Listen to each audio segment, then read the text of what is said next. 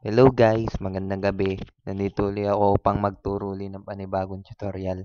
Katulad ng sinabi ko from the last tutorial, tuturo ko ngayon kung papaano mag-add ng isang object at kung papaano pagalawin yung object using codes yung pagpapagalaw ng object.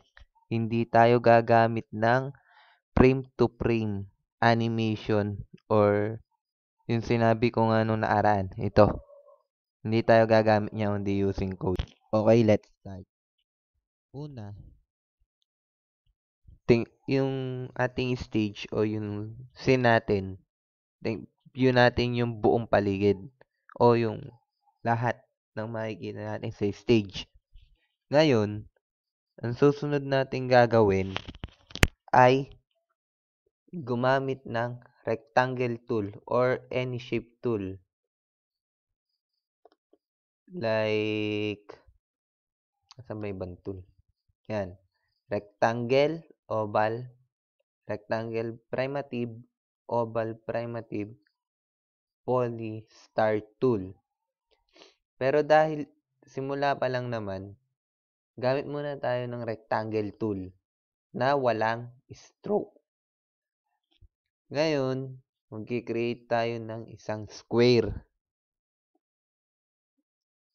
Oops, I'm sorry. Baguhin natin yung kulay kasi dark na yung background. Gagawin pa natin dark yung ating object. Katulad nung sinabi ko na naaraang tutorial, click nyo yung object, makikita nyo dito yung properties. Para mabago yung kulay, click this para lumabas yung swatches. Tapos, create tayo ng light color. Pipit tayo ng color. Medyo light. Black. Siyempre, white. Ngayon, meron tayong rectangle na kulay white sa stage. As nakikita nyo.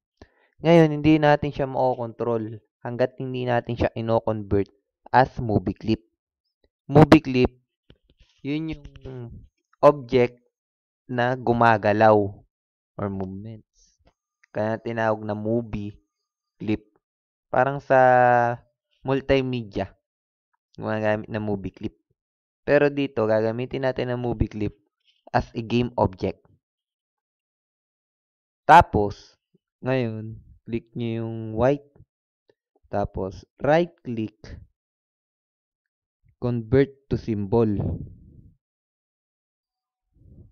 Yan. Ngayon, gagawin natin as a movie clip. Tatlo yan movie clip, button, graphics. Ngayon, choose movie clip. Rename, symbol 1, 2, square. Square. Ngayon, meron na tayong square. Click OK. Then, isa na siya ngayong movie clip. Ito na ang kanyang, yung property niya nag-change na rin. Ngayon, pangalanan natin siya.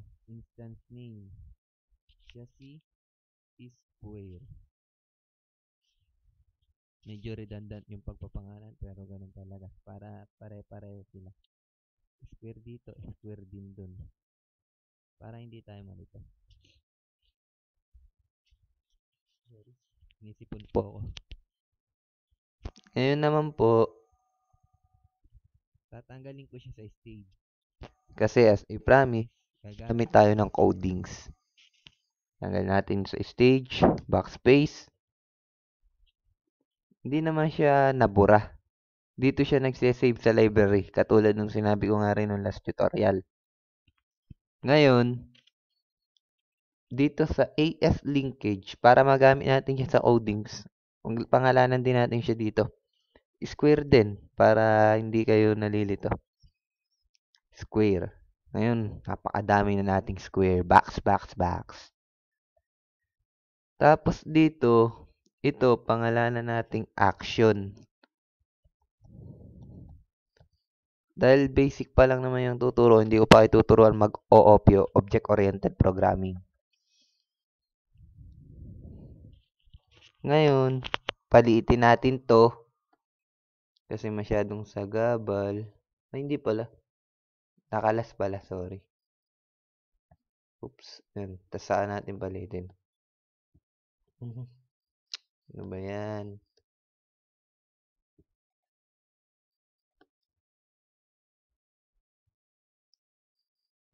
Yan. Yun naman. Click natin to. To write an action. Codings na.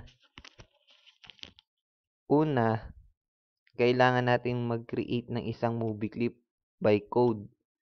Bar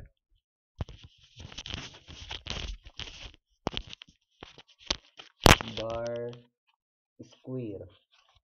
Malaki naman yung S para hindi magkatulad. Bar square. Katapos ng bar square, ngayon naman, ano yung bar square? Click colon to define the data type. Si square ay movie clip. Movie clip. Yan. Meron naman siyang hint na. Hit enter. Tapos, automatic mag-i-import siya ng import flash.display movie clip. Ibig sabihin, yun yung library na kinuhanan niya. Hindi tayo basta-basta pwedeng magsulat na lang ng ano. Pero auto-increment naman. Auto-increment tuloy. Sorry. Auto-import naman kaya walang problema. Ngayon, ano si square, the movie clip? Equals to. Dito na natin gagamitin yung AS linkage para matawag siya. Equals new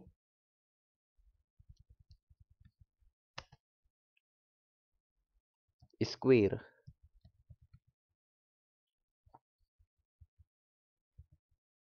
Ngayon, meron na tayong pinangalan na square. Nakukunin niya yung object dito kay square.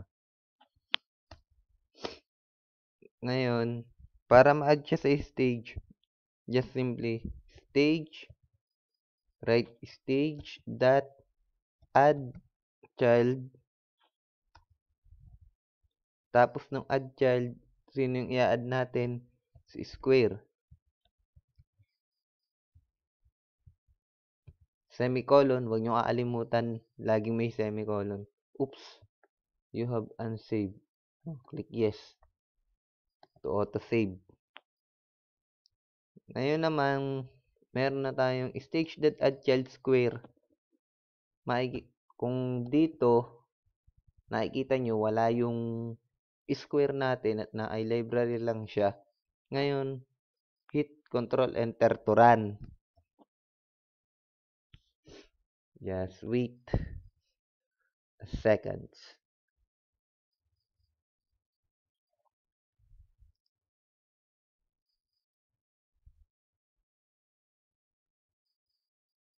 Oops.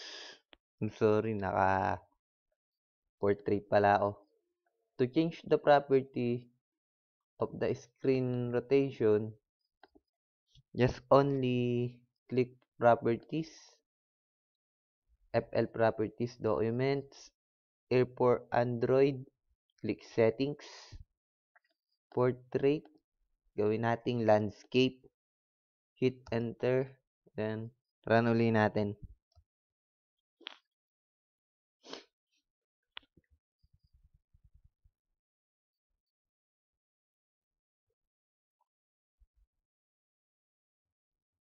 Ayun, nandito na ngayon yung square.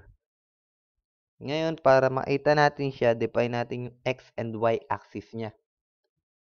X and Y axis, napakahalaga sa game development.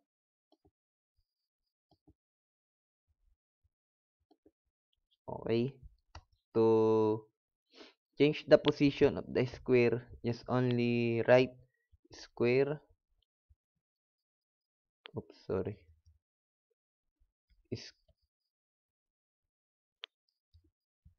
Square that x equals to 300 square that y equals to 500. This is only example. I will show you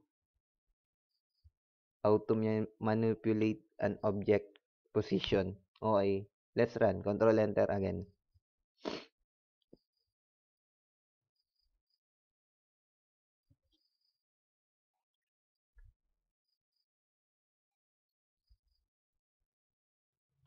Oops. Napasobra yung y-axis natin. Ulit. Next. Dahil hindi nakita, masyadong maano yung square, 500. Change natin to as 300 din. Or 350. 350. Control S to save. Control Enter to run.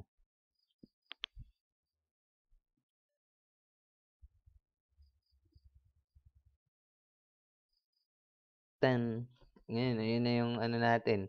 Ito na yung square natin na inuha natin sa library at inilagay sa stage. Exit.